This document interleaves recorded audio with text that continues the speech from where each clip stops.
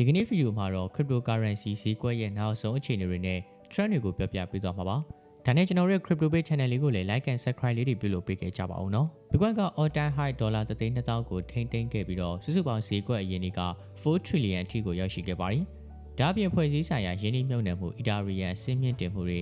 DeFi လုံးဆောင်ချက်တွေ ETFs နဲ့ IPOS စားတဲ့အချက်တွေကဈေးကွက်ရဲ့အရှိန်ကိုဘယ်လိုမျိုးပုံဖော်နေတယ်လဲဆိုတာကိုရှင်းလင်းပြသပေးသွားမှာပါ။ Bitcoin ဟာဒီတလုံးအတွင်းကိုနောက်ထပ်နံပါတ်1နေရာကိုချိတ်ဆွဲခဲ့ပါတယ်။ Bitcoin ရဲ့ဈေးနှုန်းကတဖြည်းဖြည်းကိုတက်လာပြီးတော့နောက်ဆုံးမှာတော့$1,200,000အထိကိုမှရောက်ရှိခဲ့ပြီး cryptocurrency ဈေးကွက်မှာအဓိကအဆင့်တန်းတစ်ခုလိုမျိုးသတ်မှတ်သွားခဲ့ပါတယ်။ဒီလိုမျိုးတဖြည်းဖြည်းနဲ့ကိုတက်လာရတဲ့ဈေးကြောင့်လေစုစုပေါင်း crypto ဈေးကွက်ရင်းနှီးမှုကလည်း4 trillion ကျော်အထိကိုမှတိုးတက်သွားခဲ့ပြီးတော့ဈေးကွက်တစ်ခုလုံးရဲ့ယုံကြည်မှုကိုဓာတ်ရိုက်ပြသခဲ့တယ်လို့ပဲဖြစ်ပါတယ်။အဓိကအကြောင်းရင်းတွေထဲမှာတော့ဖွဲ့စည်းဆိုင်ရာစီစဉ်မှုတွေပါဝင်တာပါ။များပြားလုံးတဲ့ရန်ပုံငွေတွေရင်းနှီးမြှုပ်နှံမှုတွေက Bitcoin ကို digital gold အနေနဲ့ဓာတ်ရိုက်ဝယ်ယူစေပြီးဈေးနှုန်းတက်သွားဖို့အဓိကအချက်တစ်ချက်ဖြစ်ပေါ်လာစေခဲ့ပါတယ်။ဒါပေမဲ့ ETFs တွေထပ်မံအတည်ပြုခံခဲ့ရတာကြောင့်လေလက်လိရင်းနှီးမြှုပ်နှံသူတွေကအလွယ်တကူဈေးကွက်ထဲကိုဝင်ရောက်နိုင်ပြီးတော့ဈေးကွက်အရှိန်ကိုလည်းပုံမှန်မြင့်တက်သွားစေခဲ့ပါတယ်။ဒါပေမဲ့ crypto trade တွေ Bitcoin ရဲ့လွှမ်းမိုးချုပ်ကိုင်မှုတွေမြင့်တက်လာတဲ့အချိန်မှာအကွိုင်တွေကိုလည်းစတင်ဖန်တီးခဲ့ပြီးတော့ဈေးကွက်တစ်ခုလုံးမှာလည်းအထူးစိတ်ဝင်စားစရာစိတ်လှုပ်ရှားမှုတွေဖြစ်ပေါ်စေခဲ့ပါတယ်။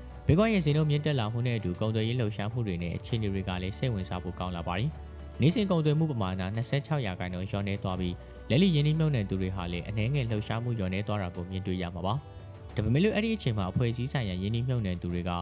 OTC trading နဲ့ Bitcoin ကိုအဓိကဝယ်ယူမှုလုပ်နေတာကိုတွေ့ရပါတယ်။ဒီအခြေအနေတွေဟာဈေးကွက်ရဲ့အရှိန်ကိုရေရှည်ရင်းနှီးမြှုပ်နှံမှုတစ်ခုကိုပြသနေပြီးတော့လက်လိဈေးကကစားမှုပေါ်မှာမူတည်ခြင်းကိုလည်းလျော့နေစေနိုင်ပါတယ်။အဖွဲ့အစည်းဆိုင်ရာပူးပေါင်းပါဝင်တိုးတက်လာတာဟာဈေးကွက်ကိုပုံမတည်ငြိမ်စေပြီးမတည်ငြိမ်မှုတွေကိုတစ်စိတ်တစ်ပိုင်းကိုထိန်းချုပ်ပေးနိုင်ပါတယ်။ရန်ပုံငွေတွေပိုင်ဆိုင်မှုမန်နေဂျာတွေနဲ့အကြီးစားရင်းနှီးမြှုပ်နှံသူတွေက Bitcoin ကိုအစိပ်ပိုင်းအနေနဲ့စုဆောင်းထားခြင်းကြောင့်ပဲဈေးကွက်ရှင်ကတဖြည်းဖြည်းကိုတိုးတက်လာစေခဲ့ပါတယ်။ဒါအပြင်ရေရှည်အကျိုးမြတ်ပဲရှိတဲ့ကြောင့်အခြေခံ trading decision ချမှတ်နိုင်မှာလည်းဖြစ်ပါတယ်။ဒီလိုမျိုးလေးလာမှုတွေကနေပဲ Bitcoin ရဲ့ဈေးနှုန်းမြင့်တက်မှုနဲ့အဖွဲ့အစည်းဆိုင်ရာပူးပေါင်းမှုကြောင့်ဈေးကွက်တိစောက်ပုံကရေရှည်အခြေခံအပေါ်မှာမူတည်နေပြီးကုန်သွယ်မှုလှုပ်ရှားမှုကလည်းလက်လီလွှမ်းမိုးမှုကနေပုံမှုကျေပြန့်တဲ့ဗန်နာရေးဂေဟာစနစ်အထိကိုတိုးတက်လာနေကြောင်းလည်းပြသနေပါတယ်။ Bitcoin ရဲ့ဈေးနှုန်းမြင့်တက်မှုနဲ့အတူပဲဈေးကွက်ရင်းနှီးတိုးလာတာနဲ့အမျှ Bitcoin ရဲ့လွှမ်းမိုးမှုကလည်းအဓိကအရေးပါလာပါတယ်။နောက်ဆုံးအချိန်မှာ Bitcoin လွှမ်းမိုးမှုက65%အထိကိုမြင့်တက်ခဲ့ပြီးတော့ယခုနောက်ပိုင်းအနေငယ်ရှော့ချခဲ့တာတွေကိုလည်းတွေ့ရပါတယ်။ဒီရှင်တွေဟာငွေကြေးဈေးကွက်အတွင်းကို potential altcoin စီစဉ်ရောက်ရှိနိုင်ခြင်းအကြောင်းကိုမိမောင်းထိုးပြနေတယ်လို့ပါပဲ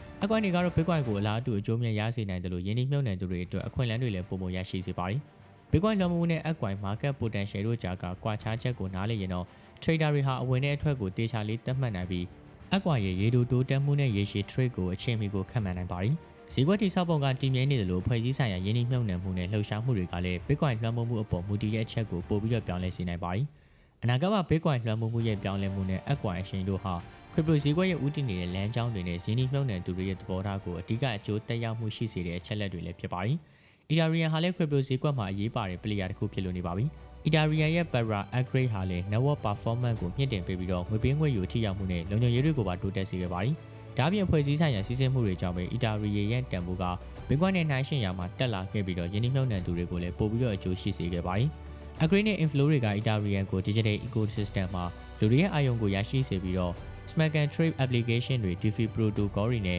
NFT project တွေမှာလည်းဒီအလားအလာကိုတိုးမြင့်နေပါတယ်။ဈေးကွက်မှာပါဝင်တဲ့သူတွေဟာ Ethereum ရဲ့နည်းပညာပိုင်းဆိုင်ရာတိုးတက်မှုနဲ့ institutional adoption ကိုအခြေခံပြီးတော့ရေရှည်ရင်းနှီးမြှုပ်နှံမှုအခွင့်အရေးကိုအာရုံစိုက်လာကြပါပြီ။ Ethereum ရဲ့ recovery က Bitcoin လွှမ်းမိုးမှုနဲ့ altcoin potential တို့ကိုချိတ်ဆက်ပြီးတော့ crypto ecosystem ရဲ့ overall balance ကိုပြသနေပါတယ်။ဈေးကွက်ထဲမှာပါဝင်တဲ့သူတွေနဲ့နည်းပညာဆိုင်ရာ upgrade တွေဟာလည်းဈေးကွက်တည်ငြိမ်မှုနဲ့ altcoin တိုးတက်နိုင်မှုအခြေအနေတွေကိုပို့ပြီးတော့မြင့်တက်စေပါတယ်။ DeFi Center ကလည်း$128 billion market cap ရရှိထားက record DEX trading volume နဲ့အပြုသဘောဆောင်တဲ့စီးပွားရေးဆိုင်ရာတိုးတက်မှုတွေကြောင့်ပဲယင်းနှိမ့်မြှုပ်နှံသူတွေကိုရေရှည်တိုးတက်မှုအလားအလာကဒီထက်မကကိုတိုးတက်နိုင်ကြောင်းပြသနေပါတယ်။အဖွဲ့အစည်းဆိုင်ရာ inflow နဲ့ DeFi group တွေက crypto ဈေးကွက်ကိုပို့ပြီးတော့တည်ငြိမ်စေကလက်လိရင်းနှီးမြှုပ်နှံသူတွေနဲ့အသေးစားကုန်သည်တွေကိုလည်းအကျိုးသက်ရောက်မှုရှိစေပါတယ်။ဒီလိုမျိုးအကြောင်းအရာတွေကိုစုပေါင်းလိုက်မယ်ဆိုတော့ပြန်အဖွဲ့အစည်းဆိုင်ရာယင်းနှီးမြှုပ်နှံမှုတွေ